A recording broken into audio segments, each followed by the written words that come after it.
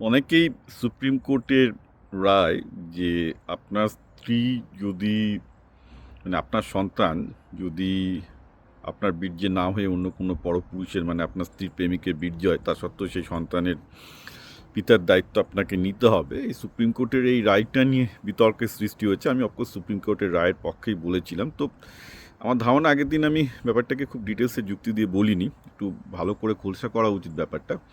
দেখুন, যে কোনো আধুনিক রাষ্ট্রে আইনের ভিত্তিটাকে আপনাকে জানতে হবে। এটাকে বলে ভারতের আইন যেহেতু ব্রিটিশ আইন থেকে এসছে এবং এটা বেনথামের ইউলিটারিয়ানিজম, অর্থাৎ কোন আইনে সমষ্টির ভালো হবে, ব্যক্তির ভালো হবে, সেটাকে ম্যাক্সিমাইজ করা হয়।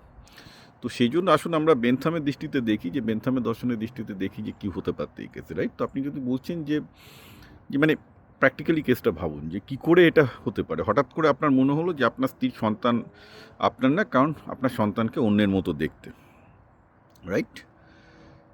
এবং অধিকাংশ ক্ষেত্রে যেটা হয়, সে তো ছেলেটা বুঝেও যায় যে আমার বউয়ের সাথে প্রেম করছে, তাহলে আমার ছেলেটা ওর মতো দেখতে কেন। সন্দেহ হলে আপনি একটা ডিএনএ টেস্ট করালেন, গোপনে আপনি ডিএনএ টেস্ট করালেন, যেভাবে হয় গুজরাটে এটা আকচার হয়, গুজরাটে অ্যাকচুয়ালি ভারতে সবচেয়ে বেশি হয়। তো ডিএনএ টেস্ট করিয়ে আপনি দেখলেন যে আপনার সন্তান আপনার না, আপনি কনফার্মড হলেন। তারপর আপনি কী করবেন? আপনি কোর্টে গেলেন, কোর্টে গিয়ে আপনি তার ভিত্তিতে কোর্টে বললেন যে আমার স্ত্রী আমার প্রতি বিশ্বস্ত না, আমার সন্তান আমার নয়।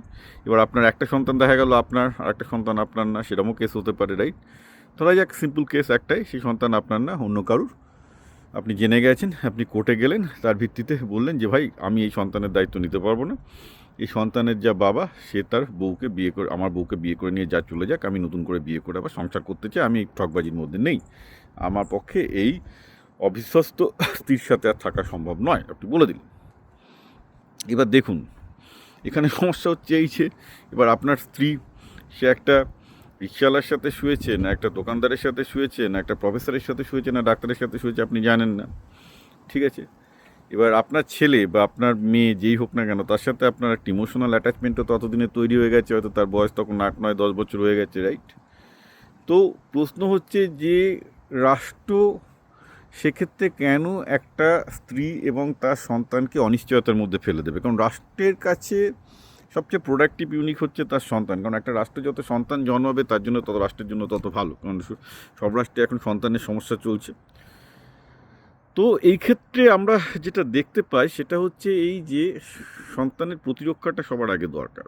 তো সবচেয়ে ইজি হচ্ছে যে না, এক্ষেত্রে যে যদিও তার স্বামী প্রতারিত হয়েছে, কিন্তু তবুও তাকে দায়িত্ব নিতে হবে, কারণ দায়িত্ব না নিলে সেই সন্তান এবং তার মা পথে বসে যাবে, রাইট? এবার ব্যাপারটা হচ্ছে কি, আমি আবার বলছি, পৃথিবীর সব দেশেই এটাই আইন। কারণ রাষ্ট্র সবার আগে মা এবং সন্তানকে প্রোটেকশান দেয়। যেমন আমেরিকায় যদি বিবাহ বিচ্ছেদের মামলা চলে এবং আপনার স্ত্রী যদি চাকরি না করে, লিটারেলি আপনি আপনার বিবাহিত জীবনে যত উপার্জন করেছেন তার 70-80% আপনার বউকে দিয়ে যেতে হবে। এটাই রুল এখানে। কারণ সন্তান কারণ আমেরিকার রাষ্ট্রের যেটা ভিউ এখানে, যে আপনি যে উপার্জনটা করেছেন সেটা আপনার জন্য করেননি, আপনি আপনার সংসারের জন্য করেছেন, আর আপনার সংসার হচ্ছে আপনার ছেলেমেয়ে। সুতরাং, এবং যার জন্য আমেরিকাতে ডিভোর্সগুলো খুব কন্টেন্সিয়াস হয়ে যায়, যে ছেলেমেয়ের ক্ষেত্রে। কারণ যেটা হয়, যদি তার স্ত্রী যদি 100% বা ক্লোজ টু 100% কাস্টডি পায়, সেক্ষেত্রে স্বামীকে আরও বেশি চাইল্ড সাপোর্ট দিতে হয়, অনেক বেশি সম্পত্তি শেয়ার করতে হয়। যদিও 50-50 সম্পত্তি শেয়ার হওয়ার কথা, কিন্তু প্র্যাকটিক্যালি যদি স্ত্রী ইনকাম না করে সেক্ষেত্রে খুব ডিসব্যালেন্স হয়ে যায় ব্যাপারটা। হ্যাঁ, রাষ্ট্র বলবে যে না, তুমি পুরুষ, তুমি তো ইনকাম করবে, তোমার স্ত্রী তো কিছু ইনকাম করেনি, অতএব তোমার স্ত্রীর কাছে ম্যাক্সিমাম সম্পত্তিটা থাকুক, এটাই ধরে নেওয়া হয়।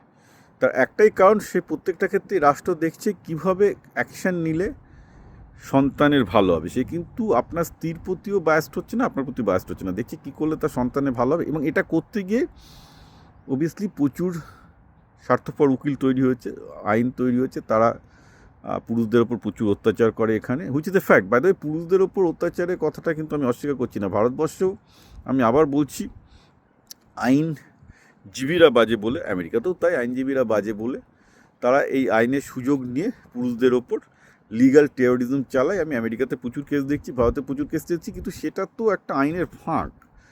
কিন্তু রাষ্ট্র যখন আইনের কখনো সিদ্ধান্ত নেবে তাকে তো সঠিক কাজটা করতে হবে। এবার আইনে যেহেতু ফাঁক আছে তার মানে আইনি ব্যবস্থা দুর্বল। আমেরিকার আইনি ব্যবস্থায় বিশাল প্রবলেম আছে, যার জন্য আমি বলছি যে যেহেতু রাষ্ট্র মানে তার স্ত্রী এবং সন্তানদের প্রোটেক্ট করতে যায়, করতে গিয়ে অধিকাংশ ম্যাক্সিমামের কাছে হয়তো ইল ইন্টেনশন থাকছে এবং মেয়েদের হাতে অস্ত্র তুলে দিচ্ছে, ফলে মানে প্রচুর আইনজীবীদের পর্যন্ত সংগঠন পর্যন্ত আছে যারা মহিলাদের এরকমভাবে ছেলেদের কাছ থেকে সম্পত্তি পাই দেওয়াটা একটা বিজনেসে দাঁড়িয়ে যায়, which is all the fact, I agreeing. কিন্তু অল্টারনেটিভ যেটা আপনি যেটা বলছেন তার অল্টারনেটিভটা তো খুব ডেঞ্জারাস। অল্টারনেটিভটা কী হবে? অল্টারনেটিভটা বললেন যে না, তুমি পত্রপাঠ তোমার স্ত্রীকে কোনো খরপোশ ছাড়াই, স্ত্রী হয়তো ইনকাম করে না, খরপোশ ছাড়াই তুমি তোমার স্ত্রীকে ত্যাগ করতে পারো, তাহলে সেই ছেলেটা কোথায় যাবে? তো আপনার স্ত্রী কোথায় যাবে সেক্ষেত্রে? তাহলে তো রাষ্ট্র একটা সন্তানকে পুরো মানে একটা মা এবং তার ছেলেকে জলে ফেলে দিচ্ছে। সেটাকে একটা রাষ্ট্র পারে? সেটা প্রশ্নটাও তো একটা করতে হবে, রাইট? সেটা তো একটা রাষ্ট্রের জন্য ক্ষতিকর। সুতরাং এখানে জিনিসটা খুব চিন্তা করার ব্যাপার আছে যে আপনি বলবেন যে এর জন্য তো মেয়েরা তাহলে আরও বেশি এনকারেজড হবে পুরুষদের এগেনস্টে প্রতিশোধ নেওয়ার জন্য, রাইট? এটা অ্যাবসলিউটলি ট্রু।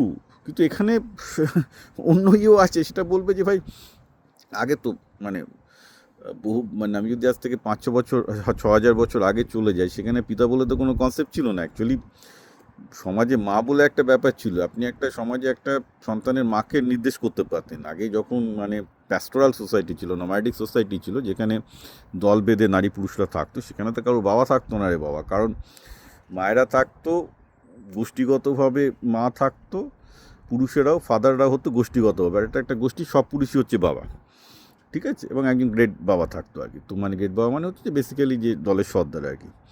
বাকি মহিলারা কার সাথে শুচ্ছে, কোন পুরুষের সাথে শুয়ে বাচ্চাটা হয়েছে, কারণ একটা মহিলা একাধিক পুরুষের সাথে মানে যে কোনো নোম্যাডিক সোসাইটিতে একটা মহিলা একাধিক পুরুষের সাথে যেহেতু গোষ্ঠীভাবে তারা চলাচলা করে না, কে বাবা তো কেউ বুঝতে পারে না, সেজন্য বাবার কনসেপ্টটাই নেই সেখানে। এটা ছিল সোসাইটির আদিম অবস্থা। সেখান থেকে যবে থেকে এগ্রিকালচার সোসাইটি এসছে তখন পিতৃ পরিচয়টা ইম্পর্ট্যান্ট হয়ে গেছে, কারণ বাবা চাই যে তার হাড় ভাঙা পরিশ্রম করা টাকা সম্পত্তি যেন তার নিজের সন্তানের কাছে যায়। সেটা হচ্ছে মেল ব্যাপার। কারণ আপনি বলছেন যে রাষ্ট্রের আইন যদি তাকে সে থেকে বঞ্চিত করে, সেটা কতটা ঠিক? ঠিক তো অবশ্যই নয়, কিন্তু আপনি উল্টো দিকে যেটা যাবেন, যদি রাষ্ট্র যদি তাকে উল্টো দিকে চলে যায়, যেখানে একটা মা এবং ছেলেকে পথে বসিয়ে দেবে, তাহলে মুশকিল। বাই দ্য ওয়ে, আমি সুপ্রিম কোর্টের আইনটা আবার পড়লাম। আইনে যেটা বলছে না যে বাবা বিচ্ছেদ করতে পারবেন। অর্থাৎ আপনার স্ত্রীর যদি সন্তান ওইভাবে থাকে, আপনি আবিষ্কার করলেন, আপনি আপনার স্ত্রীকে বিচ্ছেদ ডেফিনেটলি দিতে পারবেন, ডিভোর্স দিতে পারবেন, কিন্তু তার খরপোশের দায়িত্ব, চাইল্ড সাপোর্টের দায়িত্ব আপনাকে নিতে হবে। এই জায়গাটাতে একটু বলতে পারেন আমেরিকান আইন একটু অন্যরকম, যে যদি বাবা এক্ষেত্রে ডিভোর্স করে, সেক্ষেত্রে চাইল্ড সাপোর্টের দায়িত্ব কিন্তু বায়োলজিক্যাল ফাদারকেই নিতে হয়। আমেরিকাতে চাইল্ড সাপোর্টের দায়িত্ব বায়োলজিক্যাল ফাদারকেই নিতে হয় যদি মহিলা ডিভোর্সি হয় বা সিঙ্গেল হয়। তো সেক্ষেত্রে আমেরিকায় একটু সুবিধা আছে, ডিভোর্স করার ক্ষেত্রে আপনি সুবিধাটা পাবেন। হয়তো হ্যাঁ বলতে পারেন ইন্ডিয়াতে এই জায়গাটা একটু আলাদা আছে, that we can discuss further.